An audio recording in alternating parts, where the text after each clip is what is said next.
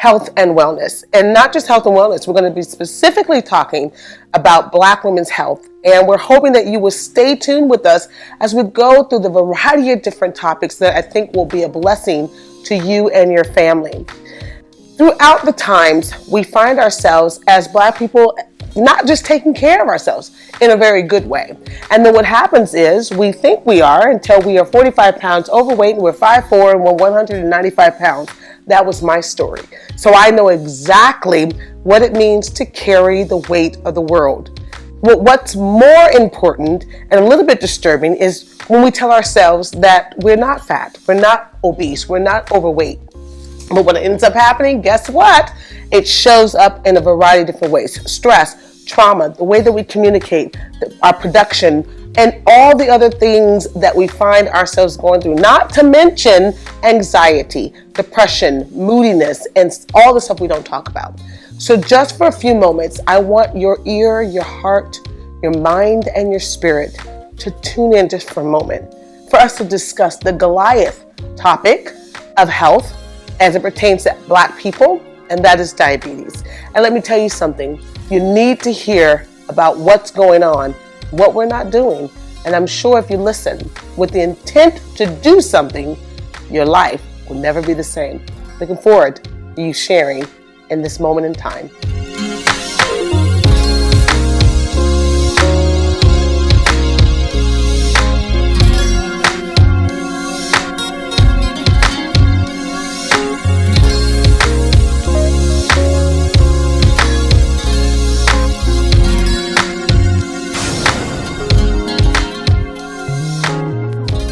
Hello everybody, this is Lakita Long and we are excited that you have come back for us to continue the conversation about the Goliath disease that is affecting Black Americans. And it's not just affecting Black Americans, it is really affecting Black women's health. I mean, this particular disease is impacting 11.4 million Black people. That is a lot of people. And we're talking about diabetes, something that I'm sure many of you are dealing with and or you know someone who is dealing with that. So please stay tuned as we talk to someone who's had her journey. Pre-diabetic, lost the weight, got complacent, and thought she was all good like we all do. Hey, I'm good, hey. And then guess what? She found out she became full-blown diabetic and then she had to make a decision. And we're getting ready to talk to her about what was that decision and why she had to make it at the time she did. So welcome, Pamela Sterling. It's so good to see you. Thank you for having me, Dr. Lakita. You're very welcome. So let's just cut to the chase and get right to it. So you are 55 years young, you have 2 children, and you found out that you have diabetes. But it's interesting in your story about how you came to find out that you had it. Share with us just for a second or so about how did you come to find out that you were pre-diabetic and all of that stuff. Yeah, well, so I wasn't feeling good, wasn't looking good in my clothes, and tried Slim Fast, a couple other things. And a coworker of mine also was overweight. And so she was going through this program, and she suggested, hey, why don't you join this program? And I'm like, okay, I'll give it a try. And so I went, they did the whole body workup and the BMI and all that stuff. And so they came back and they said, hey, we noticed in your makeup that you might be pre-diabetic. So you might want to go to the doctor and have this checked out. So I'm like, okay. So I went, and of course I was on the bubble, and they put me on metformin for about a year. I went through the program, lost the weight, and after about a year, they took me off. And it's funny, they didn't really say, well, let's retest you. Why don't you just take it? And so I just stopped taking it. And so that's how it all really began. And I want to kind of highlight just for a moment before we go on to the next parts is that what I found is that what we typically do in the Black community is that we start feeling good and then we stop feeling bad. So then we stop doing the regimen that we need. And then we're waiting for somebody, or maybe we're not waiting for anybody, to tell us to do the next step. And what we're hoping that this particular Black Women's Health episode really jars you, that you don't need to wait for anybody to tell you to do anything. You need to really pay attention to your life and to know that once you feel better, it does not mean you go back to living the way that you did. And speaking of which, let's talk for a moment. So you lost the weight, then you found out you're full blown, and now what's going on also in your life at the time? Well, so what happened is, so I did lose a weight. Okay. It came off, it stayed off for a while. And so, I started telling myself, well, I can eat this, I can eat that. And I kind of, would kind of put my own program together or what I needed to do to keep it off, but it wasn't. And so I just kind of really dismissed it for a while. And the weight just came back even more. And I wasn't really one of those take pictures and things like that, but yeah, the weight started to come back and started not feeling good again. And I'm trying to remember going to the doctor because there were some other issues coming up. I was going to the bathroom a lot. My vision started getting blurry. And I said, maybe I need new glasses. Still not thinking it could be diabetes.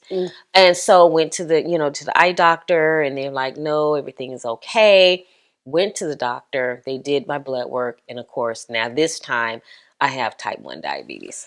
And I think it's really important that you say that, because there are two major risk factors as it pertains to diabetes that you need to hear me when I say this. The first major risk factor, and you talked about it, is the obesity.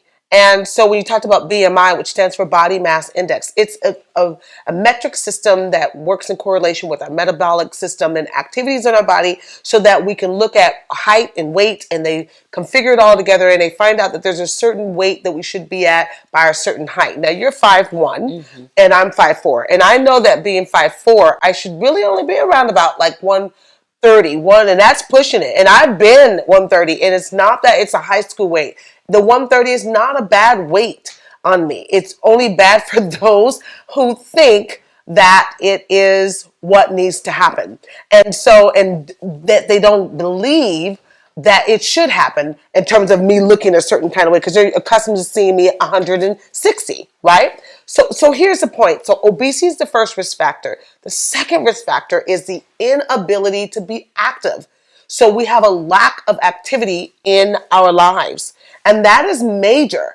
And yet, one of the major complications of the diabetes that you talked about, that you were unaware, is blindness. Did you know that? Blindness, and then we get into the amputation, and then we get to all these things, and that was well before you even knew. So just imagine if you hadn't taken the time to really do the steps, where would we be? So let's talk for just a second. So you realize your vision was getting blurry, and you realize that other things were starting to happen. And before you get to talking, just for a few moments, I want us to just go, and we're just going to come back in just a moment, because I want us to take a look just for a second. If you are out there and you're not feeling well in your body, and you're not feeling well in your mind, eyes are blurry, something else is going on, will you do me a favor? Make sure you call a friend and tell them to stay tuned for the next part that we're going to have.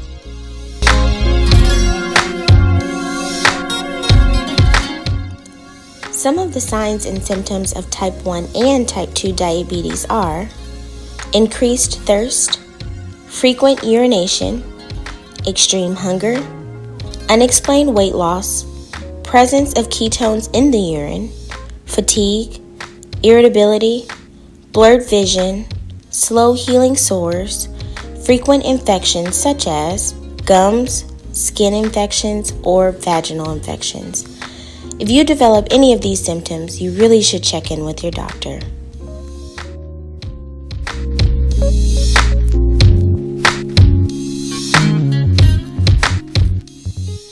Now, let me ask a more serious question. I think that we often leave on the table when we're having any discussions. And I want to talk about the correlation of our mental health. During that time, when I think about even my own stuff, I'm only 5'4", but at my heaviest, I was 196.5 pounds. And yes, I did put that 0.5 because it was serious, because it was not me. But there was a lot of things going on mentally at that time that was just profound. And so I want to talk with you for a moment. What was the correlation mentally and your physical stuff that was going on? Can you tell us a little bit about what was happening? Oh, sure. So Mentally, I was just depressed Okay. because I wanted to look good. It really wasn't about my health. I wanted to look good. So did you guys hear that? Which is generally for anybody. We want to look good, but it's not about our health. And I want to tell you, you need both. It's okay. Look good, feel good, look good. All of it is necessary for the alignment. I can look good, but not be a really good person on the inside of this body. So you wanted to look good, but you weren't really so much concerned about the health side. Exactly. And you definitely weren't concerned about the mental side. So when did you know that the depression might be aiding in like the little snacking and the extra stuff that you might have been doing? It didn't come till later. Interesting. It did not come till later because, like I said, I wanted to look good, and so I started changing how I viewed my weight. Not even really, not considering. It's like I put looking good ahead of my health. It with okay, so it's okay to be a little overweight. Buy some bigger clothes. You love yourself. You're beautiful, whatever size you are. And so that's what I told myself. But my health kept ringing forward, like something's wrong. Okay, so now I'm going to show you you're blind. Your arms are tingling. And then I said, I got to do I something. mean, just think about this for a moment. I'm just serious. Listen, she says you're going blind. You got your arms is tingling, and it took all of that, sisters. Hear my heart for just a moment. In a real serious, I'm laughing and we're joking and we're talking, but we want to express the realness of our health, the health and wellness that we only get one opportunity to have. If your arms are tingling, if your eyes are getting blurry, if you're not feeling well on the inside, if your legs is numb when you wake up, but you didn't have anything sitting on it when you were laying down, there is something else going on. May this be a wake-up call. Quit ignoring it. Quit ignoring it. And so you realize you cannot ignore it anymore. And then let's fast forward. So you're going through your depression. You're fighting through all of that. You're still working. You're still making it happen. Still being a mom. You're still coming to the realization that something else is going on. What was the thing that changed and made you go, I've got to do something else? What was that? I just had to cry out. I started talking. I started sharing with people. I talked to a close friend of mine. I'm like, I was just really depressed. And she was like, I'm like, I don't want to have to take medication. I don't want to do that. I don't want to do that. And she's like, hey, let's do this together.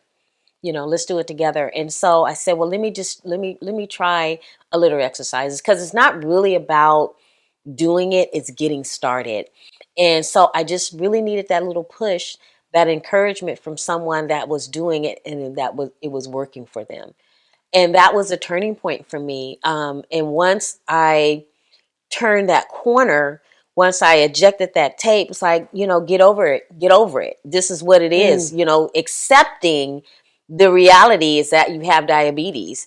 And if you don't do something about it, you're going to die. And let me say, I was shocked when I saw the before and after photo of you. And I think that, it's necessary for us to be able to show that so that the world can know like the seriousness of when we neglect our health and what it looks like to take control of our health. It's like day and night for that before and after. And so now you've made a decision. You find this opportunity where it's you are doing a challenge. I think it was something did a friend tell you about the challenge? Yes. Or okay, so she's doing a challenge, a walking off growth challenge, and so excited that you did it. And I remember you being a part of that process and chiming in 10,000 steps every single day for 100 days in order to walk 1 million steps. And you did it. Yes. So high five to you. Yes. And what was that experience like when you realized, because it wasn't just the steps, there was a bunch of other stuff that was going on. What was that experience like for you? It was phenomenal. You look at infomercials and you see before and after pictures and you see people like, they're just, doctoring the photos. This is not really happening. Right. But when I started to really see the change in me, and when I started, I'm like, I'll just do it for maybe about a month because 100 days. Who's gonna walk for 10,000 steps for 100 days? But I had to just say it's one day at a time. Let's do it today. And then once I got started, Okay, so now let's do 12,000 steps. You know, I just kept pushing myself. And then to log on and to see these women that were struggling and having other things going on and doing it, it's like, well, what am I complaining about? Let me do it too. And so that was a phenomenal experience. And it was no longer about losing the weight. It was about getting all that other stuff from the inside out, you know. So you recognized early on, so here you are going through this Walk It Off Growth Challenge, and we're so grateful for the opportunity to have met you through that process, but to see the actual real work, that it was a combination of the physical exertion, of you doing some kind of walking and some physical activity, which helps to reverse diabetes. That's one. And then, but we also incorporated some other stuff. We did some classes, we did some mental health training and mindset reset and so forth and so on. And, based on our conversation, what was, you told me, but I want you to tell them, what was the main thing that really helped you to like come to a place of like, I'm not going to let the Goliath beat me. I'm going to beat Goliath. What was the main thing that you gathered from that experience? The main thing I gathered is with doing the shakes, with doing the workout programs before, and even with doing this, that I never went to God and said, what will you have me to do with this weight? What will you have me to do? I never incorporated him into that. And once I did that, he directed me to this phenomenal program, to other sisters and let me know, even though he's with me, you got a community of us sisters that are with you too. And that was really the turning point for me. And it's like a light bulb went off and said, you never came to me. And you know, God is so wonderful. He's so gracious. And he sits there and he's like, okay, she gonna eventually come this way. And I'm gonna let her know this is what you need to do, because what's happened this time, you know, before any other times, is that it stays off, you know, and I'm intentional about it. I'm focused about it. Yes. And he gives me everything that I need. And when I start to get a little weary, he throws somebody in the community and let's do this, you know, see, and it just keeps giving. It just keeps giving. And it's for me, it's a lifestyle change. It's not a diet. It's not a program. Because when you look at diets or programs, it has a start and it has an end date. This is a lifestyle change, and it all started with changing my mindset. And I want to just say, you know, for those of you guys that are watching us, the seriousness of what it is that we're talking about today. Every Goliath can have its moment to fall, but the Goliath can never have its moment to fall if you don't have the proper tools. If those who are familiar with the story in the Bible about David and Goliath, while he was short in stature and he was not even a part of the king's army, he figured out that he had something that was powerful and he used what was in his hands. Our job here is just to remind you to use what's in your hands. And the first thing that must be in all of our hands and our hearts is the real need to go back to the one who gave us breath in the first part. You can do nothing without God. And I'm a practitioner. I'm a scientist by nature, but I came to figure out that without him, there is nothing that is sustainable over a period of time. And so with God at the helm of any decision that you and I make, and with God at the helm of any decision that we desire to stay with, we can conquer the Goliaths in our lives, whether it's diabetes or something else. And so Pamela, tell us now, where are you at in that entire journey of yours? Share with us. So I go back to the doctor. And I'm just excited about my weight and how I'm looking, and not just how I'm looking, but how I'm feeling. Yes. And so I'm like, hey, doc, can we do another, blood work? And she's like, yeah.